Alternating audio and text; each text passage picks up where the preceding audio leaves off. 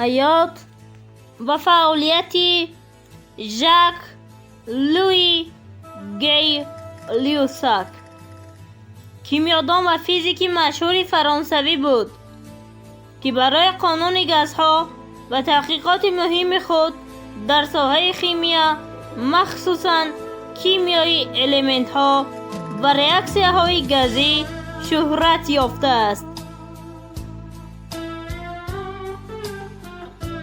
گی لیوساک 6 دکبر سال 1778 در سن لئونارد نوبلا فرانسه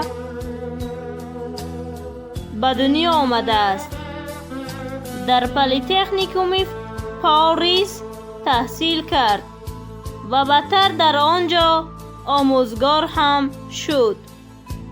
با عالمان مشهور زمانش از جمله الکساندر فون گومبولد و ژوزف لوی پروست همکاری داشت. قانون گی لیوساک قانون حرارت گازها و ثابت کرد که هنگام فشار دائمی حجم گاز به حرارت آن خط مستقیم را تشکیل می‌دهد. قانون متناسب گازها در ریاکسیه ها و نشان داد که گازها در ریاکسیه های شیمیایی با حجم های عادی متناسب، یعنی 2:1، 1:1 و غیره وارد می شوند. با همراهی الکساندر فون گومبولد ترکیب اتمسفر را تحقیق کردند و مقدار اکسیژن را در هوا معین نمودند. در بلندی بیش از 7000 متر با بالون برآمده معلومات درباره فشار، حرارت و ترکیب هوا را جمع آوری کرد. عضو اکادمیای علم‌های فرانسه، در مؤسسه‌های علمی پاریس آموزگار بود. در بخش‌های صنعتی نیز سهم داشت، از جمله در تهیه اصول‌های نوی استحصال کسلات‌ها و گازها. ژاک گی لیوساک سال 1850 در پاریس در سن 71 سالگی درگذشت. نام او به قانون‌های فیزیک و کیمیا پیوستند. قانون گی لیوساک امروز هم در آموزش گازها و ترمودینامیک اساسی به حساب می رود.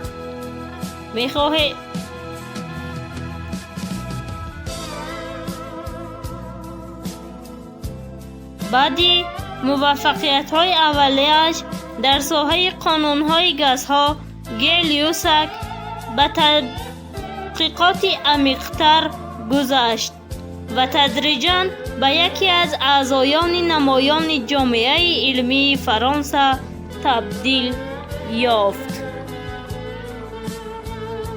کشف یاد سال 1811 گی لیوساک مستقلانه خصوصیت های یک ماده نو یاد را تحقیق کرد که اولین بار از جانب کورساک کشف شده بود.